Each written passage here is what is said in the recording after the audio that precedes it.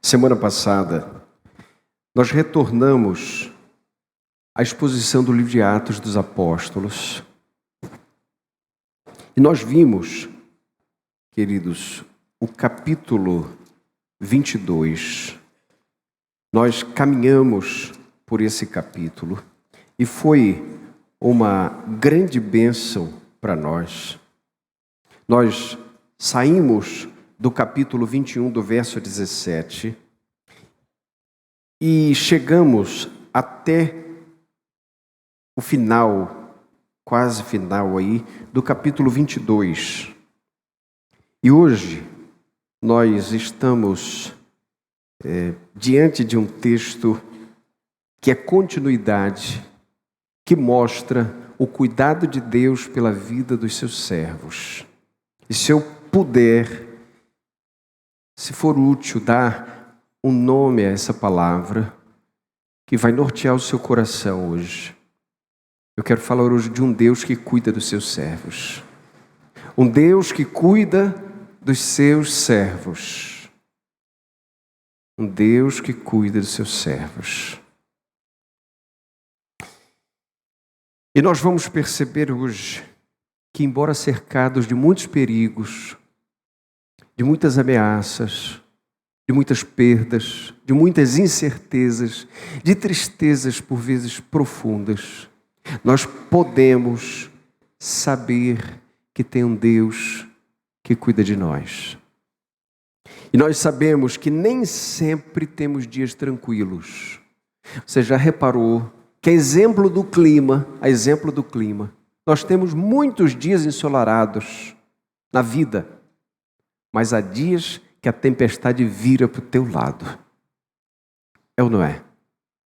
E tem hora que a tempestade parece que não vai. Parece que as circunstâncias estão ali nos trazendo muitas dificuldades e que não vão embora.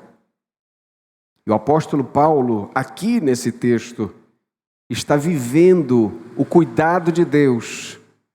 Está vivendo a guarda de Deus. Está vivendo aqui a provisão de Deus.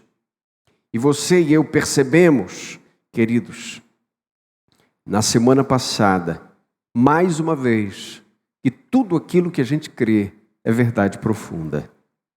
E Deus tem cuidado de nós. E eu quero compartilhar com você, então, essa leitura.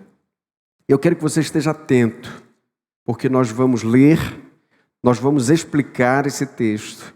E ao final nós vamos aplicar esse texto na nossa vida. Isso nos importa hoje aqui. Investir cada minuto, cada momento, no entendimento daquilo que Deus deseja. Veja, o texto de Atos capítulo 22, versículo 30. E nós vamos entrar no capítulo 23. No dia seguinte, querendo saber, ao certo, qual era a acusação dos judeus, o comandante soltou Paulo e mandou que os principais sacerdotes de todo o sinédrio se reunissem. E trazendo Paulo, apresentou-os diante deles. Fixando os olhos no sinédrio, Paulo disse: irmãos, até o dia de hoje tenho andado diante de Deus com toda boa consciência. Mas o sumo sacerdote Ananias ordenou aos que estavam junto dele que lhe batesse na boca. Então Paulo lhe disse: Deus te ferirá, parede branqueada. Tu estás aí assentado para julgar-me segundo a lei e contra a lei mandas que eu seja ferido? Os que estavam ali disseram: insultas o sumo sacerdote de Deus? Disse Paulo: irmãos, eu não sabia que era o sumo sacerdote, porque está escrito: não falarás mal do líder do teu povo. Sabendo Paulo que uma parte deles era de saduceus e outra de fariseus, clamou no sinédrio: irmãos, sou fariseu, filho de fariseus. É por causa da esperança da ressurreição dos mortos que estou sendo julgado. Ao dizer isso, surgiu uma contenda entre os fariseus e os saduceus, e o grupo se dividiu. Porque os saduceus afirmam que não há ressurreição, nem anjos, nem espírito, mas os fariseus aceitam todas essas coisas. Houve então muita gritaria.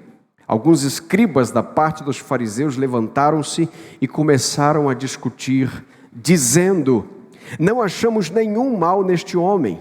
Quem sabe não foi algum espírito ou um anjo que falou com ele. E intensificando-se a discussão, temendo que Paulo fosse despedaçado por eles, o comandante mandou que os soldados descessem e o tirassem do meio deles para levá-lo para a fortaleza. Na noite seguinte, o Senhor lhe apareceu e disse: sê corajoso, como deste testemunho de mim em Jerusalém, assim é necessário que também dês em Roma. Quando já era dia, os judeus se reuniram e juraram sob pena de maldição que não comeriam nem beberiam enquanto não matassem Paulo. E era mais de 40 os que fizeram essa conspiração. E foram até os principais sacerdotes e líderes religiosos e disseram: fizemos um juramento sob pena de maldição de não provarmos coisa alguma até que matemos Paulo. Agora, pois, juntamente com o sinédrio, solicitai ao comandante que o mande descer perante vós, como se fosseis investigar com maior precisão a sua causa. Estamos prontos para matá-lo antes que ele chegue. Mas o sobrinho de Paulo, filho de sua irmã, ficou sabendo da cilada e foi à fortaleza e entrou e avisou Paulo. Então Paulo, chamando um dos centuriões, disse: leva este moço ao comandante, porque ele tem algo a lhe comunicar. Ele levou-o ao comandante e disse: o prisioneiro Paulo me chamou e pediu que trouxesse à tua presença este moço, que tem alguma coisa para dizer-te. O comandante tomou-o pela mão e, levando-o à parte, perguntou-lhe: o que tens para dizer-me? Ele disse: os judeus combinaram solicitar-te que amanhã mandes Paulo descer ao sinédrio, fingindo ter de investigar com maior precisão o caso dele. Não te deixes convencer por eles, porque há mais de 40 deles à espreita contra Paulo. Eles juraram sob pena de maldição não comer nem beber até que o matem. Agora estão preparados, aguardando a tua palavra de confirmação. Então o comandante mandou o moço sair, ordenando que a ninguém dissesse que lhe havia contado aquilo. E chamando 2 centuriões, disse: preparai para a 3ª hora da noite 200 soldados da infantaria, 70 de cavalaria e 200 lanceiros para irem até Cesareia. E ordenou que preparassem as montarias para Paulo, a fim de o levarem a salvo até o governador Félix. E escreveu-lhe uma carta nesses termos: Cláudio Lísias, ao excelentíssimo governador Félix, saudações. Este homem foi preso pelos judeus e estava a ponto de ser morto por eles quando interferi com a tropa e o livrei ao saber que era cidadão romano. Querendo saber o motivo da acusação, levei ao sinédrio deles. Achei que ele estava sendo acusado por questões da lei deles, mas não havia nada digno de morte ou prisão. Quando fui informado de que havia uma conspiração contra o homem, logo o enviei a ti, intimando também aos acusadores que apresentem o caso contra ele diante de ti. E tomando a Paulo, conforme lhes for ordenado, os soldados o levaram de noite a Antipátride. Mas no dia seguinte deixaram os da cavalaria seguir com ele e voltaram à fortaleza. E estes, logo que chegaram a Cesareia, entregaram a carta ao governador e apresentaram-lhe Paulo. Tendo lido a carta, o governador perguntou de que província ele era. Ao saber que Paulo era da Cilícia, disse: Vou ouvir-te quando os teus acusadores chegarem também. E mandou que ficasse preso no palácio de Herodes. Obrigado por tua palavra, Senhor. Que o teu Espírito nos ajude aqui. Amém. Aqui começa o julgamento de Paulo diante do Sinédrio. E deixa eu lhe relembrar. Paulo sai da igreja, do meio dos irmãos, isso está em Atos 21.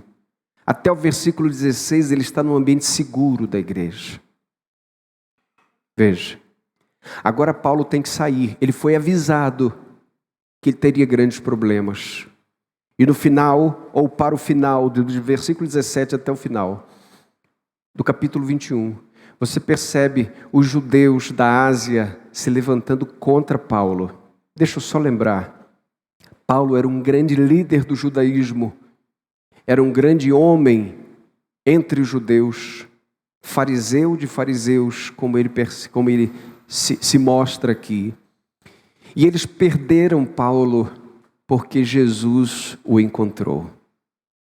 Todas as vezes que a religião não dá conta de alguém, Jesus dá conta desse alguém. Jesus agora está na direção da vida de Paulo. Paulo acha que tudo, ele usa essa expressão na carta aos Filipenses, tudo que ele tinha até ali era esterco, era nada. E agora, essa multidão de judeus religiosos, essa multidão ensandecida contra este Paulo que não seguia mais a religião que mata, mas segue ao Cristo que dá a vida, agora querem matá-lo, assim como fizeram com o seu Senhor, com o nosso Senhor Jesus. E Paulo então, queridos, entra em uma dimensão, em uma esfera de grande litígio entre aquela multidão. Ele é expulso de dentro do templo, e para que eles não matassem Paulo, a guarda romana chegou para levar Paulo. Não fosse a guarda romana, Paulo seria execrado ali. E você percebeu que naquele momento, agora você tem um comandante romano tentando encontrar respostas. Porque ele pergunta de um lado, ele já tinha tentado interrogar a multidão, e as informações sobre Paulo eram muito dissonantes. Ele chega com Paulo na fortaleza romana e tenta, de alguma maneira, torturá-lo para trazer respostas, mas Paulo diz: olha, eu sou cidadão romano, eu acho que não é uma boa ideia. Então, ele não vai para a tortura. Então ele tem uma ideia: eu preciso agora chamar os líderes religiosos dos judeus, ou seja, o Sinédrio, para interrogar essas pessoas, a razão pela qual eles querem matar este homem. Bem, veja quanto da provisão e da providência de Deus está nesse momento aqui. E agora, chegamos exatamente no momento onde Paulo está sob o juízo da turba judaica que matou Jesus. Aqueles homens estavam também querendo julgar Paulo, é claro, não esses homens, mas a classe desses homens. Muitos do tempo de Jesus certamente já não existiam mais. E agora, no primeiro movimento desse texto, nós vemos o servo de Deus diante dos seus inimigos. Vamos repetir isso juntos. O servo de Deus diante dos seus inimigos.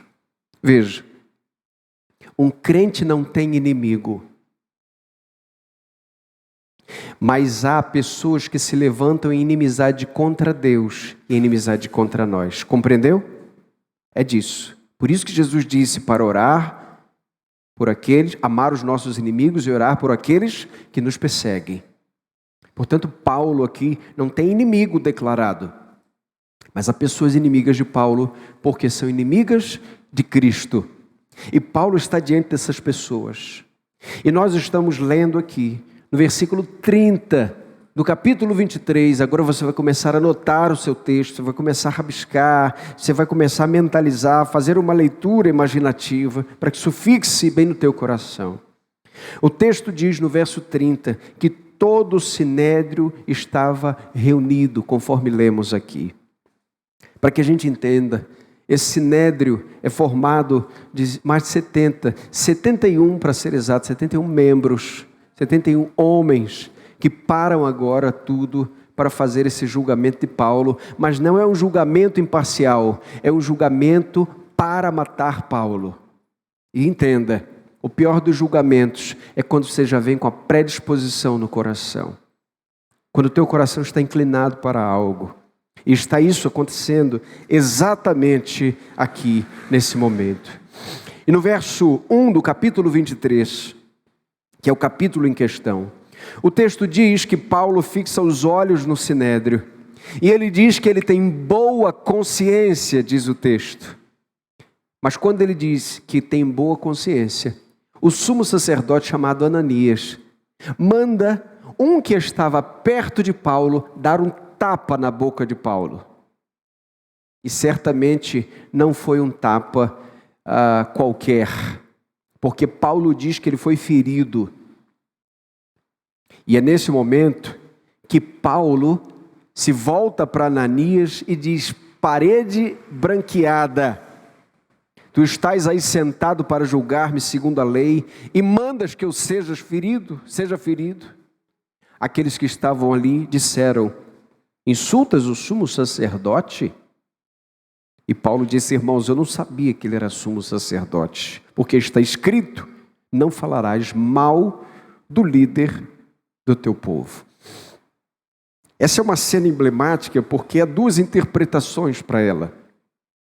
Na primeira interpretação possível, Paulo está realmente, embora todo o currículo terrível de Ananias, ele está reconhecendo de alguma maneira que não deveria falar mal daquele homem. Ananias era uma peste no caráter. Se você ler um pouco dos bastidores da reputação de Ananias, este Ananias aqui não tem nada de bom. Homem violento, sanguinário, que usava a religião de fato para assolar as pessoas contra o judaísmo. E os historiadores dão conta de que esse homem era terrível.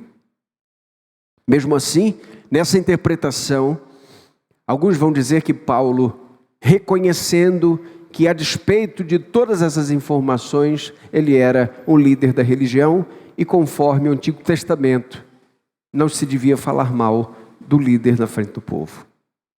Mas a segunda interpretação é que este texto é um texto de muita ironia.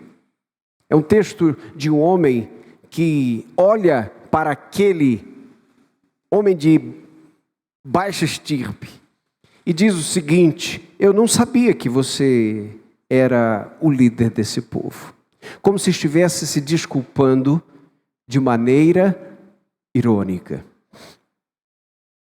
Bom, chamar aquele homem de parede branqueada era uma espécie de sinônimo do que Jesus chamou os fariseus de sepulcros caiados. Porque os sepulcros, eles eram de fato pintados de cal, para que eles ficassem bonitinhos. Mas você sabe que por mais belo que seja um sepulcro, você não deve abri-lo. Tudo bem? Porque a coisa não é boa, o cheiro não é bom. Aí Jesus também disse isso, e Paulo está dizendo: olha, você é uma parede branqueada, por dentro você é maligno. E é nesse momento que Paulo está dizendo o seguinte: eu não pensava que um homem da sua estirpe fosse um sumo sacerdote. Me desculpem. Bom, seja o que for, é nesse momento que há o cenário dos inimigos de Deus contra o servo de Deus. Não se engane, levar a fé adiante, por vezes requer certa dose de humilhação e às vezes humilhação pública. Paulo está sendo aqui diretamente humilhado pela sua fé. E eu percebo tanta gente se humilhando por tantas coisas, se rebaixando para conseguir tantas coisas que são dessa vida. Mas não percebo com a mesma avidez, com a mesma profundidade, com o mesmo coração, aqueles que querem assumir de verdade a sua fé, apesar das humilhações que possam sofrer. E Paulo está nos mostrando, e nós vemos aqui o servo de Deus diante dos seus inimigos. Mas há um segundo momento, há um segundo cenário e movimento do texto, que é um momento onde Deus confunde os inimigos do servo de Deus, do seu servo.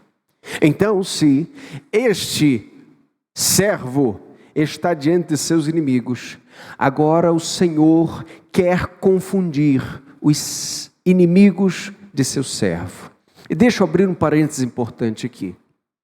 No final, se você já leu o livro de Atos, você vai perceber que Paulo para em Roma. A costura que Deus faz no tempo e no espaço é algo lindo de ver nos últimos capítulos aqui. Então perceba, você vai ver que Paulo entende claramente que naquele momento não era o seu fim. Como Jesus disse que não era chegada a sua hora em algum momento. E lá no Getsêmani ele diz, chegou a hora. Então perceba que é nesse momento que Deus começa a dar sabedoria a Paulo para argumentar. Acompanhe comigo. Veja o verso 6, que coisa linda.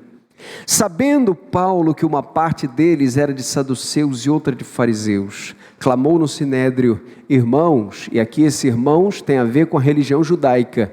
Ele está falando de judeu para judeu, tudo bem? Não tem a ver com fé. Irmãos, sou fariseu, filho de fariseu, isso aqui é importante. E é por causa da esperança da ressurreição dos mortos que estou sendo julgado. Ao dizer isso, veja só o que Deus faz. Surgiu uma contenda entre os fariseus e os saduceus e o grupo se dividiu. Qual razão, gente? Está no verso 8. Porque os saduceus afirmam que não há ressurreição, nem anjos, nem espírito. Mas os fariseus aceitam todas essas coisas. Houve então muita gritaria. Alguns escribas da parte dos fariseus levantaram-se e começaram a discutir dizendo, olha só o que os fariseus disseram aqui, os escribas, leia comigo. Não achamos nenhum mal neste homem. Foi a mesma coisa que disseram para Jesus, você lembra? Não vejo nenhum mal nesse homem.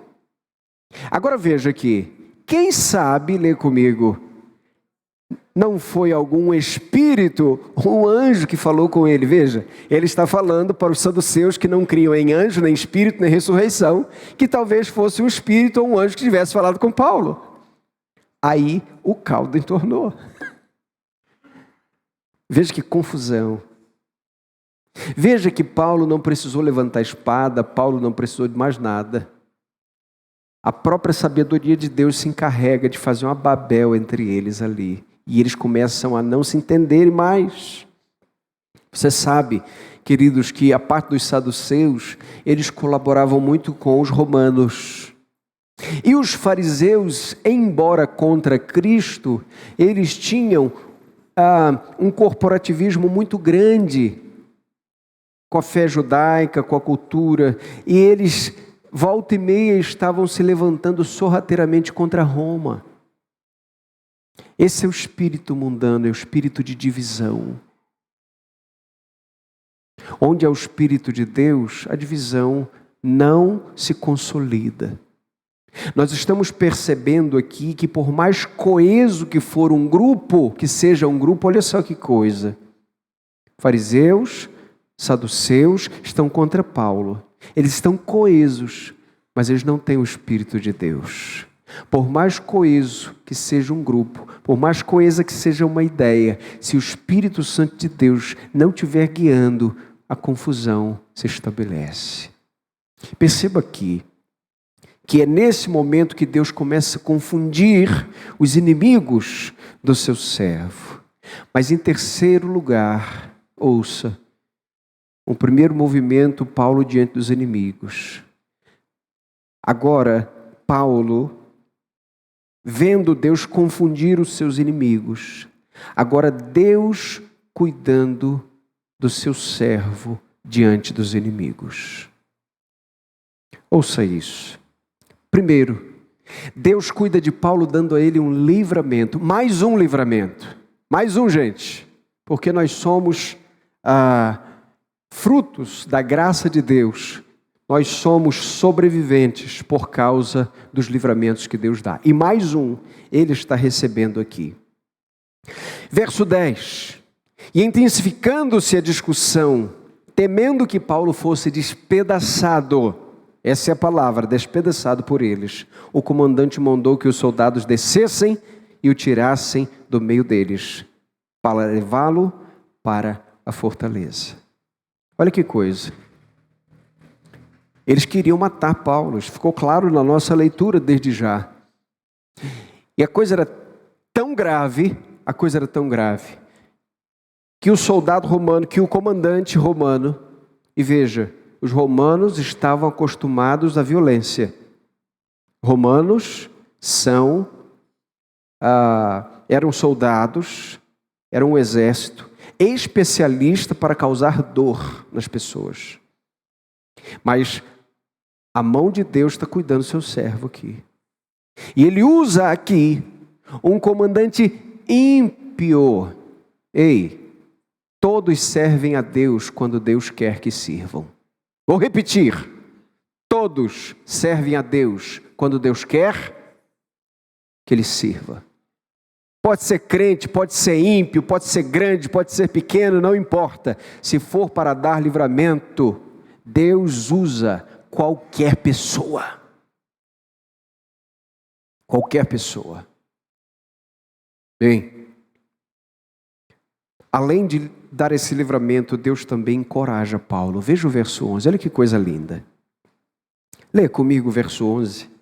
Na noite seguinte, o Senhor lhe apareceu e disse: sê corajoso, como deste testemunho de mim em Jerusalém, assim é necessário que deis também em Roma. Gente, quem está aparecendo aqui para Paulo? O Senhor. Lembrando que Paulo é o último apóstolo. Não esqueça disso. Jesus já tinha aparecido para Paulo outras vezes. Jesus apareceu para Paulo no caminho de Damasco.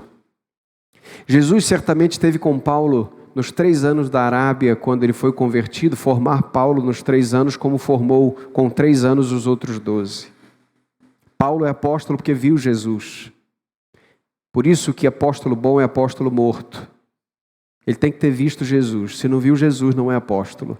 Tudo bem? Estou falando para matar ninguém não, hein, gente? Estou falando que os bons já morreram. Tudo bem? Não vamos fazer um recorte maldoso com isso. Paulo agora está recebendo mais uma visita de Jesus. Veja que coisa. Paulo sabia que era necessário caminhar até o fim. Mas Jesus estava mostrando a Paulo, ouça isso, que os seus servos não ficam no vale da dúvida. Não são deixados à deriva nas tempestades da vida. Deus está mostrando para o seu servo, para que nós também aprendamos e entendamos que nós não seremos deixados para trás. Jesus está diante de Paulo, dizendo: meu servo, não temas, sê corajoso.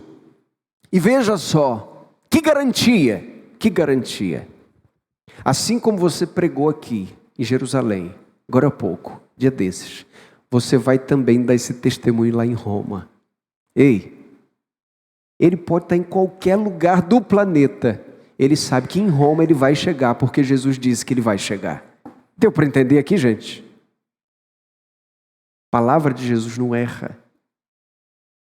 Isso nos ensina muito. Jesus está mostrando para Paulo o quanto é importante perseverar e está encorajando Paulo. Mas não só Deus cuida do seu servo, dando a ele livramento, não só cuida do seu servo dando encorajamento, mas cuida do seu servo levantando pessoas do seu lado, ao seu favor. E nós vemos isso nos versos 12 até o 31. Veja o verso 12. Quando já era dia, os judeus se reuniram sob juramento, sob pena de maldição, de que não comeriam nem beberiam, enquanto que, gente, não matassem Paulo. Eram mais de 40 os que fizeram essa conspiração. E foram até os principais sacerdotes e líderes religiosos e disseram, veja, eles agora estão diante do Sinédrio. O Sinédrio está sabendo disso. Fizemos um juramento, sob pena de maldição, de não provarmos coisa alguma, até que matemos Paulo. Você lembra da mensagem que nós pregamos aqui numa quarta-feira, o jejum que Deus odeia?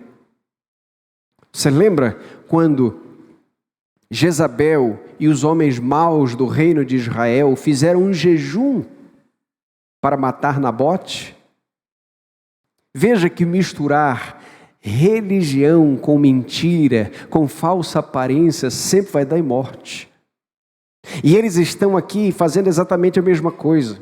Agora, pois, juntamente com o Sinédrio, solicitai ao comandante que o mande descer perante vós, como se fosseis investigar com maior precisão a sua causa. Agora veja, estamos prontos para matá-lo, antes que ele chegue. Pode chamar Paulo, chama para dar aquela investigada melhor. No caminho vamos matá-lo. Aí Deus levanta pessoas. A primeira pessoa é um exemplo de hombridade. Ouça isso. Mas o sobrinho de Paulo, filho de sua irmã, ficou sabendo da cilada e foi à fortaleza, entrou e avisou Paulo. Gente, a palavra aqui para o sobrinho de Paulo é um moço, porque no verso 17 ele chama de moço, e moço é um homem bem jovem. Nós não estamos certos de que ele era um adolescente, mas estamos certos de que ele era pelo menos um jovem, um homem bem jovem. E o texto diz que ele ouviu aquela história de morte, e o texto diz que ele ficou sabendo dessa cilada, e o texto diz que ele foi à fortaleza romana e entrou. Sabe o que é isso aqui? Coragem. É um homem com sangue na venta, que sabe muito bem quando se posicionar contra a injustiça e contra a maldade, que sabe muito bem, guiado pelo Espírito Santo de Deus, tomar as decisões. E perceba, esse rapaz, ele entra na fortaleza romana. Isso devia certamente exigir uma grande coragem. E ele vai então avisar Paulo. Veja que risco, ele não vai simplesmente falar com um comandante, ele vai falar com um prisioneiro que está ameaçado de morte. Que coragem. Deus coloca ao nosso lado, às vezes pessoas que a gente nem espera, mas cheias de coragem para nos abençoar. Deus está mostrando isso aqui. Deus cuida do seu servo e está usando o sobrinho, o filho da sua irmã. Mas ele também usa esse centurião mais uma vez. E esse centurião é um homem humilde e até sensato, porque ele está buscando respostas para tomar sua decisão. Veja o verso 17. Então Paulo, chamando um dos centuriões, disse: leva este moço ao comandante, porque tem algo a dizer e a comunicar. Você lembra do centurião lá de Atos capítulo 16, a partir do versículo 25. Paulo e Silas estavam ali orando, cantando, era meia-noite, e aquele centurião se converteu.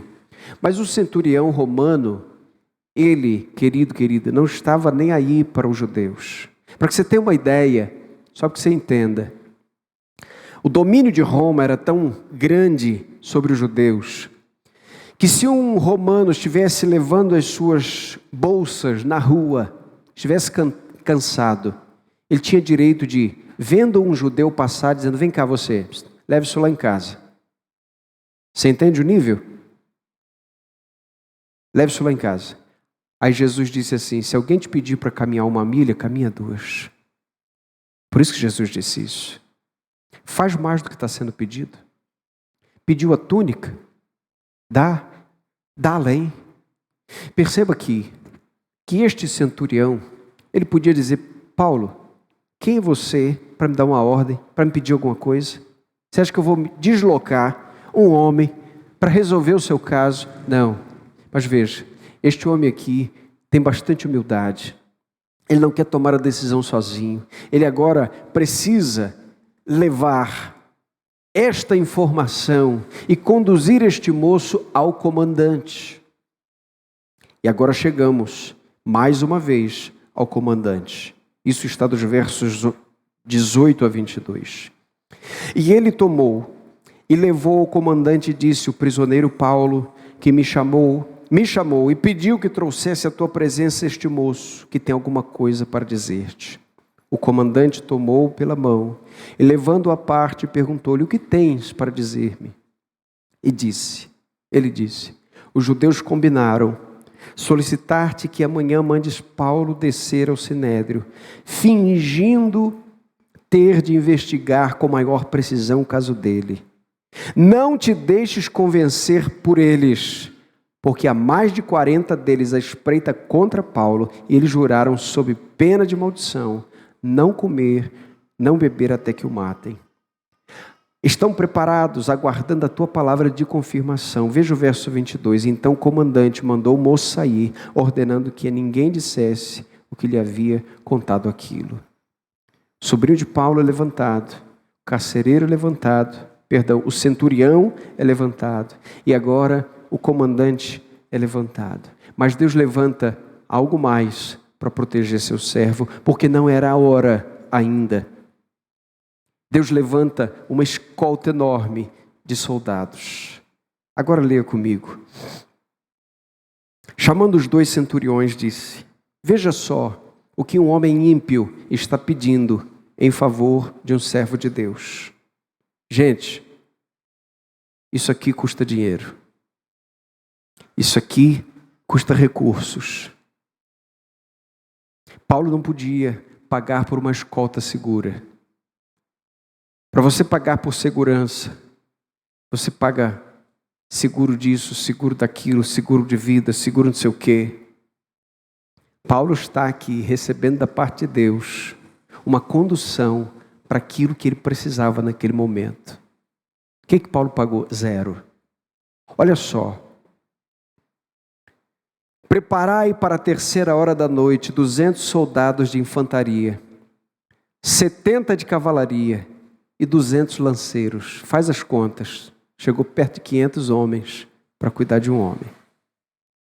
Para irem até Cesareia. E ordenou que preparassem montarias para Paulo, a fim de o levarem salvo até o governador Félix. Mas não foi só isso.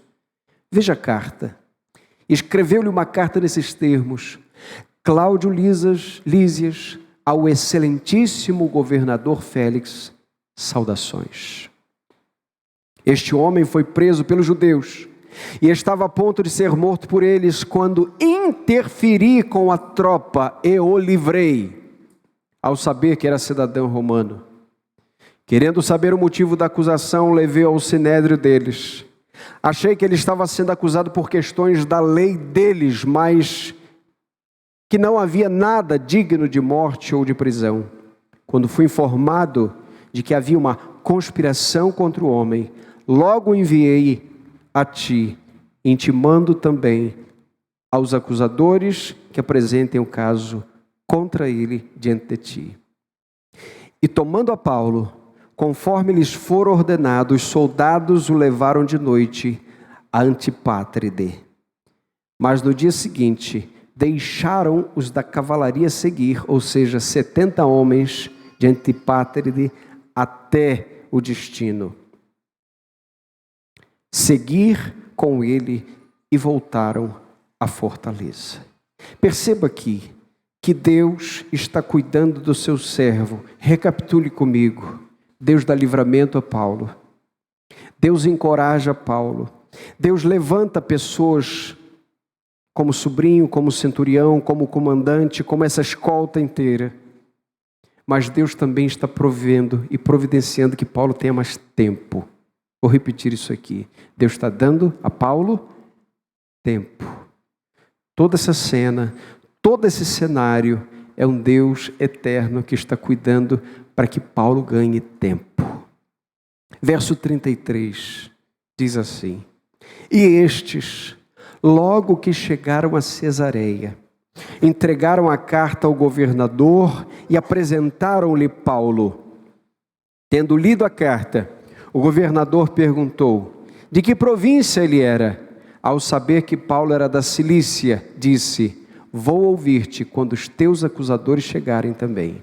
E mandou que ficasse preso no palácio de Herodes. O que Paulo ganha aqui, gente? Tempo. Eu não vou julgar você. Vou dar tempo. Quantas vezes a gente acha que um processo está parado e a gente deseja celeridade em certas coisas, mas Deus está cuidando da gente. Quantas vezes a gente acha que as coisas têm que ser resolvidas a nosso modo, a nossa maneira, no nosso tempo, mas Deus está confundindo as instâncias para que Ele trabalhe em favor de seus servos. Não é raro que nós não tenhamos a serenidade de Paulo para aguardar um Deus que trabalha pelos seus servos.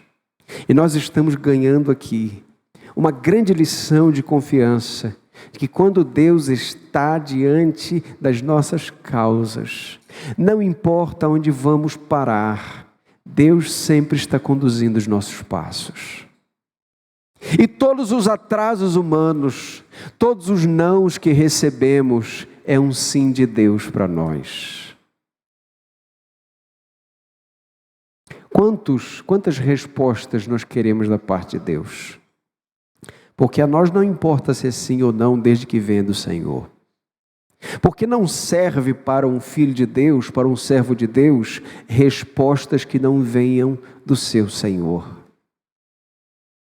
Bem, vamos aplicar isso à nossa vida. Já que o fizemos de maneira homeopática na leitura e na exposição, eu quero por fim trazer a vocês 5 aplicações importantes. A primeira: nós devemos manter a nossa consciência limpa diante de Deus. Isso é essencial nos tempos de crise. Vou repetir. Quem pode repetir?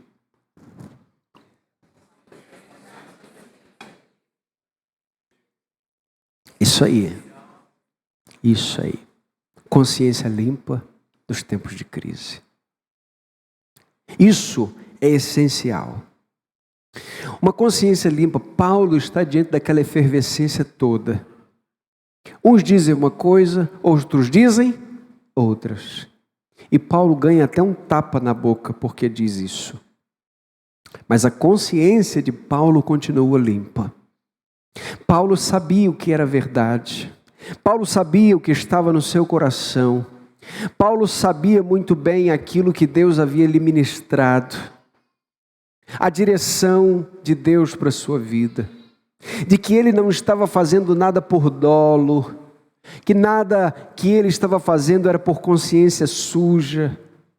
Por engano, por ganância, por qualquer outra coisa. Mas Paulo está ali, naquele momento, com aquele rojão enorme, emocional. E todos nós aqui sabemos, o quanto as emoções ficam afetadas e completamente reviradas quando as dificuldades vêm. Não é verdade? É nesse momento que você precisa correr para a serenidade da presença de Deus, para que Ele sonde o teu coração e perceba em você uma consciência limpa, um coração puro. Sonda-me, Senhor, vê se em mim algum caminho mau. Essa deve ser a nossa oração. Meu Deus, nesse processo, em tudo que está ao meu redor, em tudo que eu estou lidando, como é que está meu coração? Como eu estou percebendo as coisas? Eu estou fazendo uma leitura correta, de acordo com o Teu Espírito Santo? Ou são as minhas impressões? Ou é a minha carne que está falando? Ou são as minhas vontades? Perceba, meus irmãos, como é difícil, mas como é possível, porque nos foi prometido, não qualquer coisa, mas que o Espírito de Deus habitaria em nós, de maneira abundante. Plenitude. É uma palavra desconhecida pela maioria das pessoas. É quando o Espírito vai tomando todas as tuas decisões, mostrando a cada passo. É a plenitude de alegria, porque onde o Espírito de Deus está, ali é liberdade. As amarras vão sendo desconstruídas e desfeitas. Os argumentos do nosso próprio coração vão se desmantelando e a palavra de Deus vai prevalecendo na nossa vida. É muito importante que nós tenhamos uma consciência muito clara de que aquilo que está no nosso coração está porque Deus colocou lá. Segunda aplicação. Nós precisamos buscar em Deus sabedoria nas palavras. Isso pode fazer muita diferença. Sabedoria nas palavras. Não esqueça, palavras importam. Vamos repetir isso. Palavras importam. Há sempre um jeito melhor de dizer o que precisa ser dito. Ou não há? Precisa ser dito, mas como deve ser dito? De que maneira deve ser dito? Como a nossa boca deve revelar o que está cheio no nosso coração? E às vezes você sabe o que dizer, isso é inteligência. Mas saber como dizer é sabedoria. Você sabe bem o que fazer, você sabe bem as suas razões, você conhece os caminhos corretos, mas trilhá-los da melhor forma e na hora certa e da maneira correta é que se revela a sabedoria de Deus. Portanto, dizer, meu irmão, minha irmã, não é tão difícil, mas como dizer é o nosso grande desafio. E deixa eu lhe dizer uma coisa. Não existe alguém tão perto de cair como alguém que está certo. E não existe alguém tão perto da arrogância como alguém que tem razão. Muitas vezes eu me vi com razão. E o meu argumento estava cheio de razão. Mas porque o meu coração naquela hora estava com razão, eu dei lugar à arrogância. Eu dei lugar à empáfia. E Deus me corrigiu.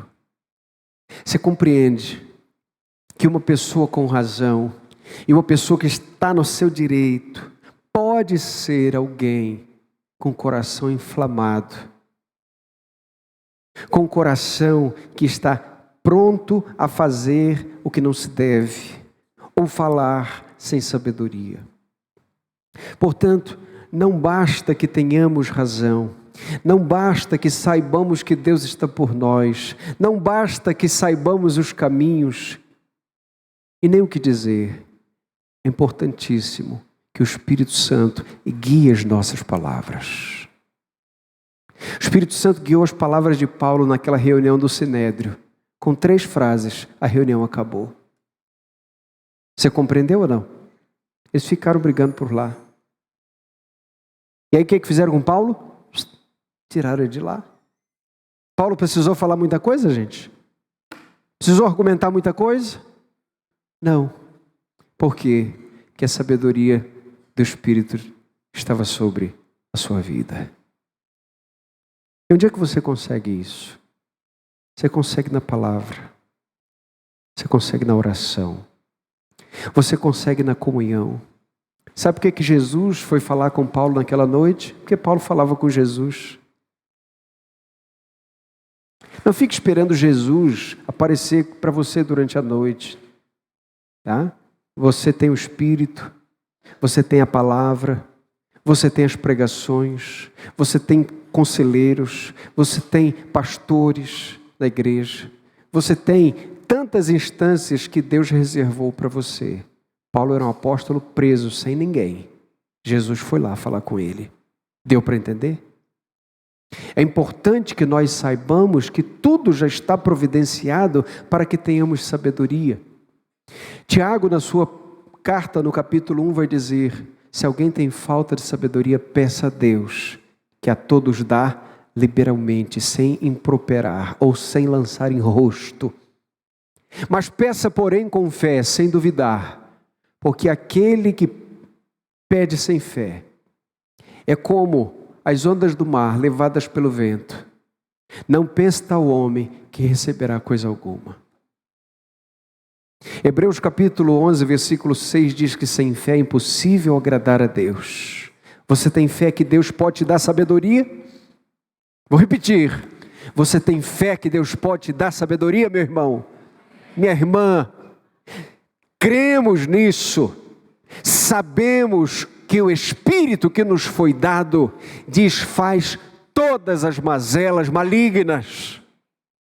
E nós não podemos permitir que a nossa mente seja enredada pelo mal, mas devemos buscar sabedoria. Terceiro lugar, terceira aplicação, peça a Deus coragem para fazer aquilo que deve ser feito. Vou repetir, coragem para fazer aquilo que deve ser feito. Olha para o sobrinho de Paulo, ele tem uma informação, ele entra cheio de coragem, é usado por Deus, e Deus usa este moço para que a continuidade do seu propósito de levar Paulo até Roma possa ser sustentada. Por vezes nós achamos que a nossa vida é anônima, que ninguém está vendo o que a gente está fazendo. Mas deixa eu lhe dizer, atos de coragem anônimos valem mais do que covardia pública. Tenha coragem de, quando ninguém está vendo, tomar a decisão correta. Pedir a Deus a direção para o que você tem que fazer. Não temer os homens que podem matar o corpo, mas temer a Deus que pode, além de matar o corpo, lançar a alma no inferno, assim diz a palavra. O sobrinho de Paulo nos mostra que precisamos pedir a Deus mais coragem. Eu vejo gente com muita coragem. Muita gente com coragem para tudo. Precisamos de Deus, pedir a Deus por coragem para fazer aquilo que é correto. Quarta aplicação. Nós devemos confiar que a nossa vida não será ceifada antes do tempo. Confie, a tua vida está nas mãos do teu Deus. Crente não tem medo de morrer. Você pode ter medo, se dói, se não dói, tá certo? Você vai pegar uma estrada, você fica cauteloso. Você vai mexer com uma lâmina, você tem que ter cuidado. Tudo bem? Tem uma equipe de segurança tirando o malote do banco para colocar ali o dinheiro. Você não vai ficar tomando sorvete ali. Pode acontecer um assalto. Mas uma coisa é a prudência. Outra coisa é viver melindrado com medo de morrer. Crente fecha os olhos aqui e abre na glória. A nossa vida pertence ao nosso Senhor. Paulo está firme. Paulo está intrépido. Ele não morre enquanto o seu Senhor não ordenar. E quando chegar o nosso dia, meu irmão, minha irmã, pode fazer de tudo por nós. Acabou o nosso tempo. Deus zerou o nosso cronômetro. Nem um segundo a mais nos será dado. Estejamos firmes. Quinta e última aplicação. Aguardemos com confiança o cuidado do Senhor sobre nós. Você não vê nada. Não tem nada aparentemente acontecendo. Paulo não sabia da conspiração dos 40 homens, mas de repente aparece o sobrinho, de repente aparece o centurião, de repente aparece o comandante, de repente aparece quase 500 soldados, de repente aparece uma carta ao governador, de repente ele está diante do governador. Compreende ou não? Isso é cuidado de Deus ou não é? Estamos preocupados com o quê? Sim, a nossa condição é tão frágil que por vezes, olhando, nós tememos. Mas a palavra de Deus está ministrada hoje para que não temamos. E a palavra de hoje para os servos do Senhor é: coragem, não temas. Não tenha medo. Assim que Jesus disse para Paulo, e é assim que o seu Espírito está dizendo para nós hoje aqui. Nós não devemos temer. E talvez você tenha uma vida cheia de temores. E eu estou certo que uma vida cheia de temores é uma vida que não só precisa lançar os temores a Deus, mas precisa lançar-se para Deus. Porque quem sabe os temores, os medos do teu coração, é porque você ainda não tenha conhecido o Deus que cuida dos seus servos. Porque à medida que você se encontrar com Jesus, como Paulo, você vai perceber que você morreu e agora você vive em Cristo. Cristo vive em você. Paulo disse: já estou crucificado com Cristo e vivo não mais eu, mas Cristo vive em mim. Cristo vive em mim. Você pode passar por temores, mas a sua vida não é temerosa. Você pode passar por amarguras, mas a sua vida não é amarga. Você pode sofrer ansiedades, mas sua vida não é ansiosa. Perceba, aquele que é servo de Jesus permanece firme, apesar de tudo. Se você não tem Jesus no seu coração, se você entende que a sua vida não é dele, compreenda. Você precisa dar respostas ao Evangelho. Você precisa entender que Deus está falando ao seu coração. E você precisa dizer para este Deus, que já está com a sua palavra abrindo o seu coração: sim, Senhor, eu preciso do Senhor. E que Deus abençoe a nós, meus irmãos, para que não vivamos como ímpios, como mundanos, com medo do amanhã, com medo da morte, mas que todos os dias seja a nós relembrado: não temas. Não temas. Amém, gente? Está firme nisso? Foi fortalecido pela palavra de Deus? Então segue o teu caminho, fazendo a vontade do teu Deus. Siga firme. Nós vamos encerrar cantando a nossa esperança. E a nossa esperança é que um dia o nosso Jesus vai voltar para nos buscar.